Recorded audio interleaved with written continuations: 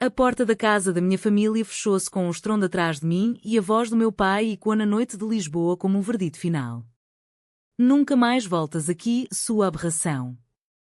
Tudo porque eu tinha confessado, num jantar que devia ser de celebração do meu aniversário de 28 anos, que amava uma mulher chamada Beatriz Costa. A minha mãe desmaiou no sofá, o meu irmão mais novo cuspiu no chão e o meu pai, dono de metade dos terrenos de luxo da zona ribeirinha, apontou-me a porta como se eu fosse uma estranha que invadira a casa. Não houve discussão, não houve lágrimas que pudessem mudar o rumo. Apenas silêncio frio e a mala que me tiraram para os degraus da entrada. Beatriz esperava-me no carro, estacionado 2 ruas abaixo, com o motor ligado e os olhos cheios de medo. Ana, vamos embora. Agora.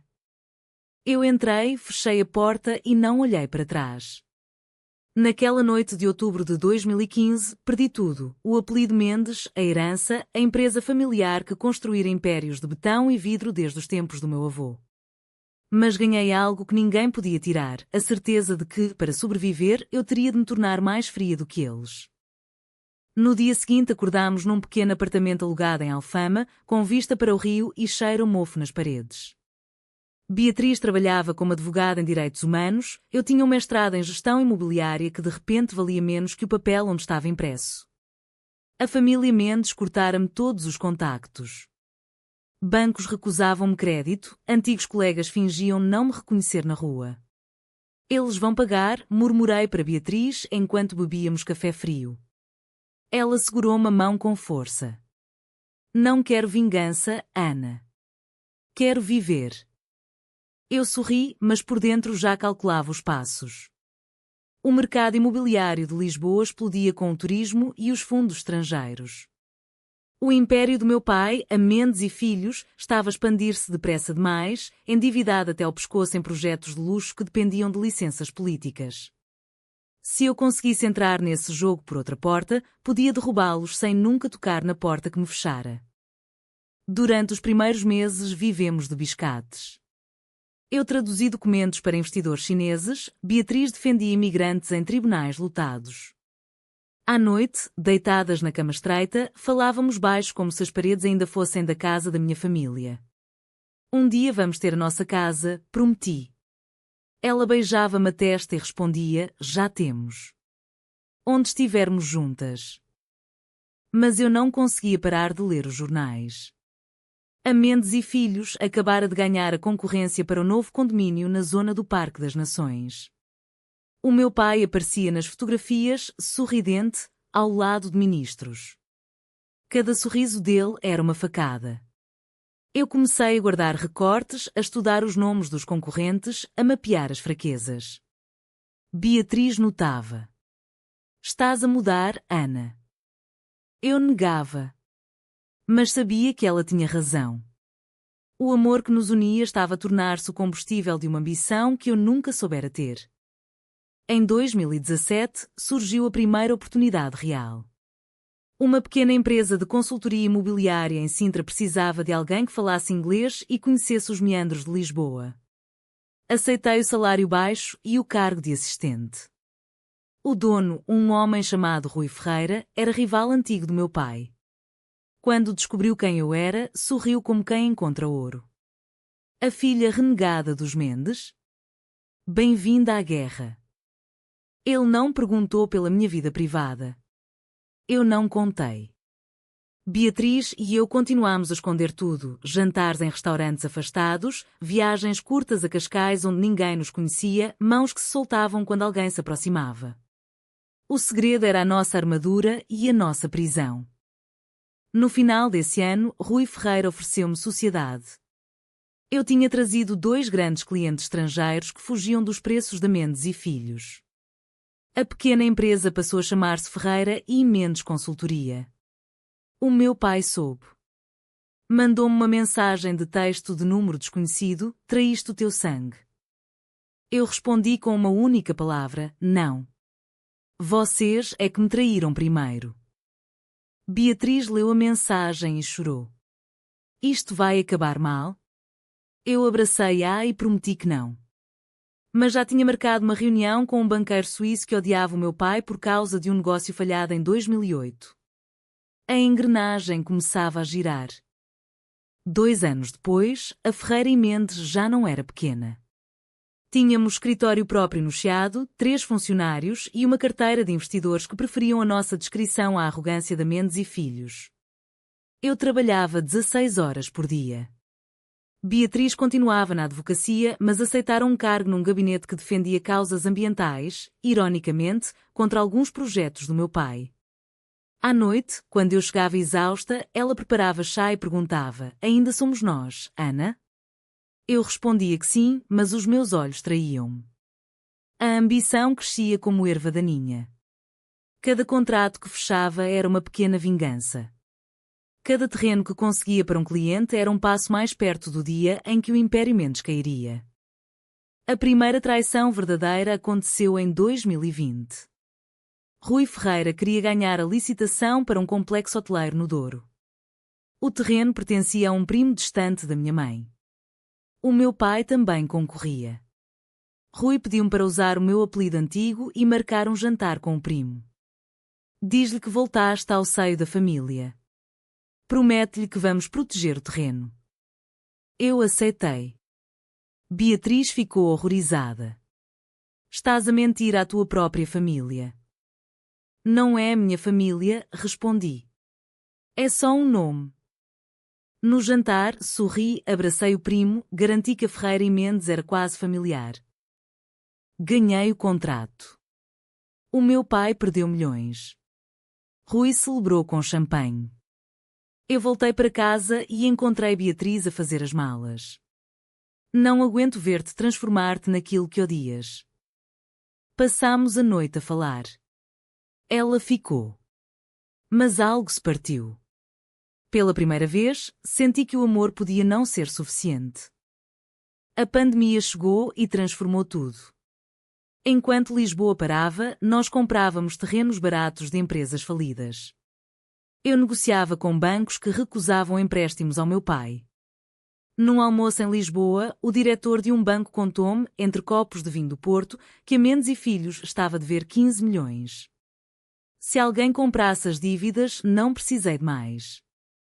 Usei o dinheiro da empresa e, através de uma offshore que Rui controlava, comecei a adquirir os créditos. Beatriz não soube. Eu dizia que eram negócios normais. Ela acreditava porque queria acreditar.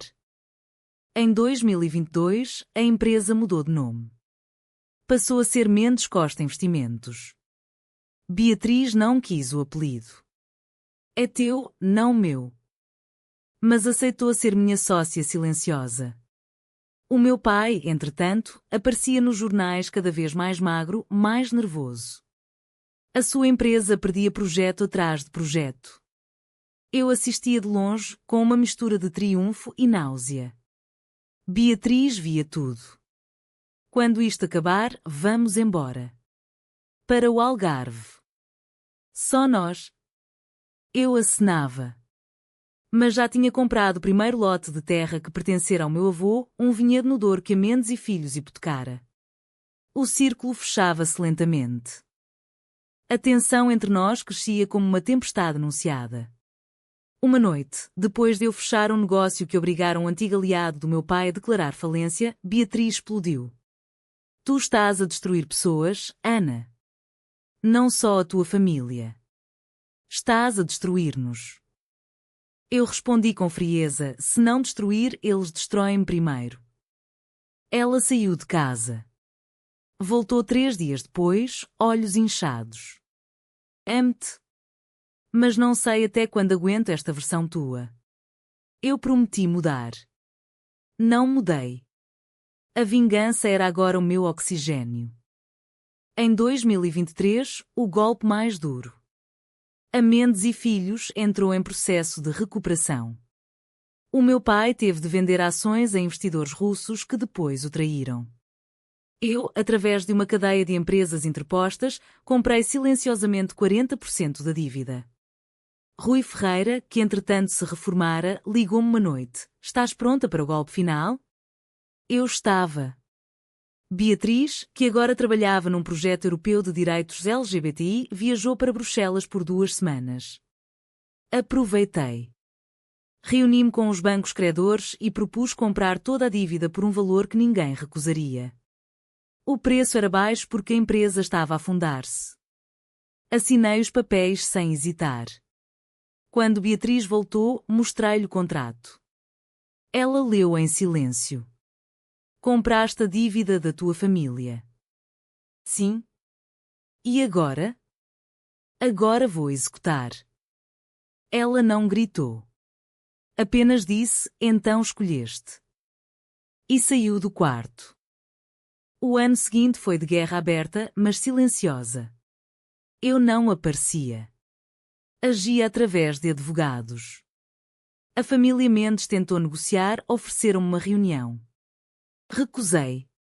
O meu irmão, agora diretor financeiro, enviou-me uma carta. A mãe está doente. O pai não dorme. Para com isto. Eu respondi com outra carta, anexando o valor exato da dívida. Pagam ou perdem tudo. Beatriz assistia, cada vez mais distante. Trabalhávamos lado a lado na empresa, mas à noite dormíamos de costas voltadas. O amor ainda existia, mas estava enterrado sob camadas de decisões frias. Eu justificava-me, faço isto por nós. Para termos segurança. Ela respondia, segurança não se constrói sobre ruínas. Em março de 2024, o tribunal aceitou o pedido de execução. O património da Mendes e Filhos, incluindo a casa familiar em Lisboa e os 200 hectares de terra no Douro, foi a leilão público. Eu preparei o lance mais alto. Beatriz pediu-me pela última vez, não faças isto. Perdoa. Vamos embora. Eu olhei-a nos olhos e disse a verdade, não sei perdoar. Ela chorou. Mas ficou. Porque o amor, por mais ferido, ainda nos prendia. O dia do leilão foi em junho, numa sala austera do Palácio da Justiça. O meu pai estava presente, mais velho, curvado. Não me olhou. Eu lancei valor que ninguém podia igualar. O martelo caiu. A terra inteira, a mesma terra onde brinquei em criança, onde o meu avô me ensinara a montar cavalo, passou oficialmente para o meu nome. Saí da sala sem falar com ninguém. Beatriz esperava-me no carro. Parabéns. Conseguiste destruir tudo. O tom dela era neutro. Eu não respondi. Sabia que acabara de ganhar a guerra e perder a única pessoa que realmente importava. A transferência de propriedade demorou 3 meses. Durante esse tempo, a empresa Mendes Costa Investimentos explodiu em valor. Investidores estrangeiros queriam associar-se à mulher que derrubara o Império Mendes. Eu dava entrevistas, sorria para as câmaras, falava de renovação e visão moderna. Por dentro, sentia um vazio que nenhum contrato preenchia. Beatriz continuava a trabalhar comigo, mas o brilho desaparecera dos seus olhos. Jantávamos em silêncio. Fazíamos amor raramente, como quem cumpre um ritual antigo. Eu tentava aproximar-me. Ela afastava-se. Dá-me tempo, pedia. Eu dava. Mas o tempo só aumentava a distância. Em setembro, recebi a chave da casa familiar. Entrei sozinho. Os móveis ainda estavam lá, cobertos de lençóis brancos. O cheiro a madeira antiga trouxe-me memórias que eu tentara enterrar. No escritório do meu pai, encontrei uma fotografia minha aos 15 anos, abraçada à minha mãe. Rasguei-a ao meio. Depois sentei-me na cadeira dele e chorei pela primeira vez em 9 anos. Quando saí, Beatriz estava à porta. Vieste despedir-te do passado? Não. Vim enterrá-lo. Ela acenou. Então enterra também que fomos. Decidi transformar a casa num centro de formação para jovens empreendedores LGBTI. A ironia era perfeita. O meu pai soube pela imprensa. Não reagiu publicamente. O meu irmão ligou-me uma única vez, ela tem razão. Tu já não és a Ana que conhecíamos. Desliguei. A ambição vencera. Mas a vitória sabia a cinza. Beatriz pediu demissão da empresa em novembro. Preciso de respirar sem sentir o teu cheiro a vingança. Eu não o impedi. Ofereci-lhe dinheiro. Ela recusou. Fica com a tua terra. Eu fico com a minha dignidade. Mudou-se para um apartamento pequeno em Coimbra, perto da universidade onde dava aulas como convidada. Eu ficava em Lisboa, sozinha na casa enorme que comprara com sangue. Todas as noites olhava pela janela para o rio e perguntava-me se valer a pena. O ano de 2025 trouxe a crise que ninguém esperava. O mercado imobiliário português abrandou. Os meus investidores começaram a pedir garantias. A única forma de manter a liquidez era desenvolver rapidamente os terrenos do Douro que agora me pertenciam. Planeei um projeto de turismo sustentável, algo que Beatriz sempre defendera. Contratei arquitetos, pedi licenças. E então percebi, para aprovar o projeto, precisava de uma certidão que só o meu irmão, ainda funcionário da Câmara Local, podia acelerar. Marquei uma reunião. Ele apareceu magro, olhos cansados. Vens humilhar-me? Não. Venho propor um acordo. Ofereci-lhe um cargo na minha empresa e o perdão total da dívida pessoal que ele tinha comigo. Em troca, a certidão. Ele aceitou. Quando assinamos, disse baixinho, a mãe pergunta por ti todos os dias. Não respondi. Mas à noite, pela primeira vez em muito tempo, sonhei com a voz dela. Beatriz soube do acordo pelos jornais. Ligou-me. Usaste o teu irmão como usaste toda a gente. Foi negócio. Foi traição. Desligou. Eu fiquei com o telefone na mão, sentindo o chão abrir-se. Percebi então que, enquanto conquistava a terra, perdera a única pessoa que me fazia sentir em casa. Decidi ir a Coimbra. Bati à porta dela às 10 da noite. Ela abriu, de pijama, cabelo solto. O que queres? Chorei. Pela segunda vez em 10 anos. Contei-lhe tudo, o medo, a raiva, a solidão que a vingança não curara. Ela escutou em silêncio. Depois disse, eu ainda te amo, Ana. Mas não sei se consigo viver com a mulher que te tornaste. Passámos a noite a falar. Não fizemos promessas. Apenas deixámos a porta entreaberta. Em janeiro de 2026, inaugurei o projeto no Douro. Convidei a imprensa, mas não a família. No entanto, a minha mãe apareceu. Velha, frágil, apoiada numa bengala. Ficou no fundo da sala. Quando terminei o discurso, aproximei-me. Ela olhou-me longamente. Vendeste a alma, filha. Não. Comprei a minha liberdade. Ela sorriu triste. Liberdade sem amor não é nada. Depois virou-se e foi embora. Não voltei a vê-la. Beatriz veio à inauguração. Ficou ao meu lado durante o corte da fita, mão na minha, pela primeira vez em público. Os flashes dispararam.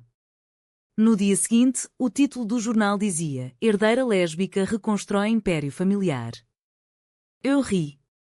Ela também.